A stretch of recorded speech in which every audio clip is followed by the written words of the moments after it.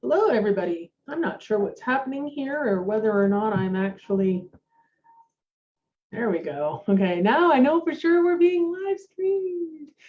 Facebook has this new thing in the live streaming where they want to give you some suggestions about how to set up your live stream to achieve your best results. And my goal is always to engage with you guys. So I'm still learning the ins and outs. I say this every time, you must be bored of it. Anyway, good afternoon, because in Canada here it is 12:09. It's actually lunchtime. I hope you are taking a break and nourishing yourself. And if you are sitting on Facebook and having this lovely couple of minutes with me, welcome. Welcome. It's so nice to have you here. I'm Danielle, and I help introverted female wellness coaches to overcome their sales anxiety and to create consistent income. And we do this together by helping you to implement my empathic relationship-based sales strategies or techniques that actually feel really comfortable. You get to be authentic and relaxed and natural. And it's just such a wonderful feeling. If somebody had told me 30 years ago that I was going to love selling, I would have laughed at them. I would have laughed so hard. And now I've got to be honest, I wouldn't choose another career, except to help you get better.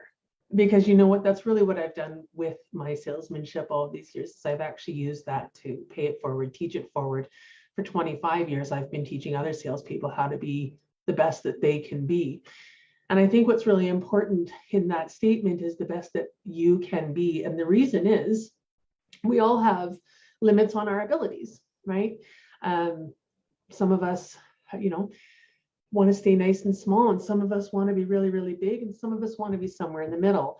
And if you're a shy introvert and sales is really scary, I can certainly help you to create some ways and some techniques to get through that. Last night we did that Qigong video, lots of fun, by the way, and hopefully you got a little bit out of that. Now you can have a quick deep breathing, body expanding, microcosmic orbit moving kind of an experience to help you feel more grounded when you go into a sales conversation. And I will tell you, I use it actually quite regularly, not just going into sales conversations, but because we're a group talking about sales anxiety, I specifically talked about that topic in that segment. But if you are like, I like to say hippy dippy voodoo bullshit kind of a girl, but other people say woo woo. However you want to phrase it, I like my way better because it's fun. Anyway, and I was raised by hippies, so and I am a hippie. But today, what I wanted to talk to you all about is actually something that's come up in the last 24 hours through a woman that I am in a masterclass with. And of course, we all come with different backgrounds, different experience, obviously different coaching niches and those kinds of things. And so it was really a wonderful opportunity for me to say to myself, well, I actually, not only do I know what I'm talking about, I do more than just talk about selling in the actual sales conversation. And so I thought today I wanted to actually pop in here and have a quick conversation with you all about how you actually start selling from the moment you have your first words with that person. That's when you first start developing your relationship. And my hope is that ultimately it is moving into your DMs, because as much as I despise cold DMing, I really love warm DMing. When you've been developing a conversation with somebody in a group or on their post, and then you realize, actually, now we're getting a little bit deep. Let's move this into a private forum, and you move into the DMs and you continue back and forth. It's really a wonderful way to build rapport with people and even instill trust. And you'd be amazed at how open and vulnerable people will be with you in your DMs. And that's where today's live actually comes from. A member of our group actually commented that she's getting to the point in her DMs, having really wonderful, deep conversations with people, feeling really engaged. She knows that they've got some kind of chemistry. She feels the connection. The woman has expressed her connection. And so she recommends that they have the clarity session, that free initial consult, where they discover whether or not they're a good fit. She sends the link. And then what? Well, then what seems to happen is that it just kind of sits there, right? And so she does her one touch base simply because, it's of course good business to do that, and it's comfortable doing that, right? It's most of us don't get uncomfortable doing the one follow-up with somebody that we've been having a good conversation with because we feel the connection too, right? So what do you do when after you've done that one follow-up, what do you do then? Because I know that my own self, one of the reasons that I'm so opposed to cold DMing is that it just feels gross. But even following up more than once with a person who is somebody that I would like to call a warm lead, you've been having a conversation, you're talking about their issues, they're starting to engage with you and reveal some of the things that are impacting their lives. And even potentially talking about solutions already, because otherwise, why are you suggesting that they book with you, right? I mean, that it all kind of goes without saying. And hopefully you're getting to a point where you are making the suggestion to book the appointment. If you're not, then seriously, let's talk. If you are making the suggestion though, and then the trail is going a little bit cold and you're feeling icky, I'm just going to use the word icky because you don't want to harass people. I don't want to harass people. And there's this notion, this background belief about telemarketing and the harassing. We all have these things in our mind and we don't want to be that guy, right? So the question was, so I've done the follow-up once, now what? Because I don't want to harass. And so I had a couple of thoughts on that and I'd like to share them with you, if that's okay. So my first thought was, my hope is that everyone has a Facebook group or a page, like your profile page, one or the other. And what I'm hoping you have done with this person in your DMs, first and foremost, add them as a friend. And if it makes sense, add them to your group if you've got a group, right? Those two things. And the reason that you want to do this is you are now creating an ongoing marketing machine called a drip list. So this dripping marketing, this dripping technique is that they're in a group of other people, kind of like our group, right? A group of other people where they're receiving the ongoing training that's being offered. It's being kept in the forefront of their mind. So by having them in your group or having them as a friend on your personal page, they're continuing to receive connection with you. They're continuing to receive messages around their problem. What that does is it doesn't allow it to slip off into the subconscious, back dirty, cobwebby part of the brain that doesn't get accessed. It keeps it forefront, which means that it's always something that's in their awareness, right? It's almost like it's a constant reminder. So that's one thing. You want to actually have them in your Facebook group. The second thing, because that's a drip list, the second thing that I suggested, or I do suggest, is you just had a deep conversation with them about their problems. They just gave you content. So now what you can do in your group is you can actually create a live, you can create a post, you can address the specific challenge and talk about what is happening. You can talk about what some of the possible solutions could be. And really all you're trying to do is reach other people who may be feeling the same way. Absolutely, because your whole point of your group and your page is to build value so that people go, oh, wow, they know what they're talking about. I want to work with them, right? So that's one thing. But then having that credibility is another thing. But most important, it's keeping it in the forefront of their mind. So imagine somebody came to me and was having conversations with me about how, they've got all these appointments booked, it's all great and everything, but then they get there and as soon as they go into it, they don't know what happens. They just get all tongue-tied. So now imagine if I did a live or a post or a little training video or even a webinar, whatever I'm going to do, but that specifically addresses that issue. What do you think is going to happen for the person whose issue I just directly addressed? A couple of things could happen. Number one, they feel a little bit of resolution in their own issue, and that's wonderful, because isn't that our goal? Our goal is to help others. I hope you're going to say that your goal is to help others. I shouldn't make assumptions. That's my goal, is to help others. I shouldn't just translate that onto others. So first and foremost, you are going to actually help to give them a little bit of relief. And of course, the person that gives relief, that's why we love our doctors so much, they give us relief. So the person that gives relief suddenly becomes a more trusted advisor. The other thing that happens is you make them feel special, right? You've taken their issue and you thought it was important enough. You didn't trivialize it. You didn't minimize it. You didn't shove it off. You didn't ignore them. You didn't say, oh, you're not going to book an appointment with me, then goodbye. You didn't do that. You said, you matter to me. Your issue matters to me. And you know what? If this is an issue for you, I'm going to bet that others have the same issue.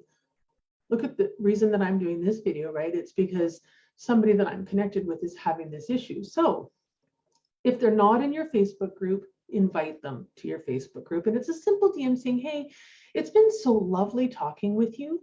And I really value the conversation we're having, and I'd love to be able to continue helping you in any way that I can. Did you know that I have a group? Would you like to be invited? Be you. Don't come up with some jargony, pitchy kind of thing. Be you. Be your authentic self and speak to them like a human being in your DMs. There's no reason to create pitches. There's no reason to create scripts. Have conversation. These are humans, right? Humans, just like you. Think about how you would like to be approached and approach people that way, because we've talked about this before. Out of the 7 billion people in the world, are you meant to serve all of them? No. So if you being your authentic self makes some people go, no, thanks, not so much. And it makes other people go, oh, that's who you are. Oh, I really like you. Then isn't that wonderful? Imagine if you could attract the people where you actually get to be your authentic self, right? For me, that's been a really hard struggle to be my authentic self. I've been a people pleaser my entire life. So learning to be me instead of whatever version of me I thought you wanted was a struggle. So if you're still there, I get it. I really, really do. And it can be a long, hard journey. But if with intentional practice, you'll get there. And this is one of the best and easiest places to actually practice it, is in your DMs. So if you're getting that kind of a little bit, I don't want to use the term ghosting because it doesn't mean they've disappeared forever. It just means they saw your link. They went, yep, I'm going to get to that. Not this moment. And then, of course, out of sight, out of mind, we all get those texts that we say, yes, I'm going to answer that in 5 minutes. 5 days later, we write and say, I can't believe I forgot to reply. Anyway, so be patient. Use your group. Use your personal page as a drip list where you continue to sprinkle down your ideology, your philosophies, your insights, all of the learning that you want to be able to provide. And eventually they finally go, why am I waiting? And if you include things in your posts along the lines of messaging like, why wait? What are you waiting for? What's it going to take? Like those kinds of call to action that create a little bit more motivation, they're natural, they're common, they're easy enough to do. Wouldn't you say that to your best friend? So what are you waiting for? Well, I don't understand. What are you waiting for? Right? And I love my friends that hold that up to me and say things like that to me. I, in fact, consider them to be my best friends because they recognize that being kind matters, but they also recognize that being honest matters more, right? I may not always like what they're saying, but I will always appreciate the lesson I get to learn from it. And true, not everybody is that open to that, but don't worry about them. If that's where you are, don't you want to work with people like that? So in your DMs, when they kind of ghost you, add them to your group. Use that as a drip list. Continue to let them soak up all of your great goodness, personality, content, style, all of the above. Number 2, address their specific problems, whether it's in a written post or a live or any other kind of, maybe a webinar or an event, whatever it is that is your style, address one of their specific issues in there. And don't necessarily call out that it was them, right? You don't need to like paint a target on them and make them feel like they've been centered out. That's maybe not a good thing. But certainly to say, I was having a conversation and this came up and I thought, wow, if this person is having this issue, then I'm sure others are as well, right? Just like I did. And I don't mean to say that mine is the only way. That's just how I talk. So I'm giving you my words. Please make them yours. And then the third thing, I'm just going to quickly look at so put them in your group, speak to their challenges in your lives. And then, of course, the last thing was, I'm a sales coach. So what am I going to suggest that you do? I'm going to suggest you examine what you're saying. At what points are you getting them to express how important this is to them? At what points are you saying to them, sounds like you could use one-on-one counseling. Sounds like you could use one-on-one coaching. Sounds like you could use one-on-one support. Whatever your language is, whatever your field is. It sounds, these are some really challenging issues that you're facing. These are some really important issues that you're facing. And I would love to be able to support you. Would you like to book an appointment? Wait for them to say yes. If they say yes, then give them the link. And maybe that's all the issue is that you're offering the link without having them say, yes, send it to me, right? So a well-placed question somewhere in the middle could be all it takes. Now, I know that myself, I am a giver, and I have a tendency to just keep giving, keep giving, keep giving. And if you are the same way, find a place to draw your line, because you can't give everything away for free, right? At some point, you have to be able to earn a living. And so there has to come a point when you, as much as it is hard, you kind of got to cut off the support and the DMs a little bit. Now you're inviting them into the group. Now you're inviting them to be your friend. And this is where they're going to get the support until they book that call. And that's your whole intention, is to have that call booked so that you have the opportunity to present your offer to them once you've uncovered all of their pain points. All right. So I hope that was helpful. I hope that I just looked over to see if there's any comments, because I just realized I haven't looked once. So if you've got any questions about this, feel free to slide into my DMs and ask a direct question, or if you like, if you're open to doing it in the group. I love when questions are asked in the group, because then we all get a chance to learn. And if you don't, that's okay too. Slide into my DMs, ask the question there, and I may do a live about it. You just never know. But I hope you got some value out of this today. I hope I was clear. I was prepared this time, but I also had, it's lunchtime. Who's not hungry at lunchtime? So next time I won't do it at lunch. Enjoy the rest of your day, everybody. Bye for now.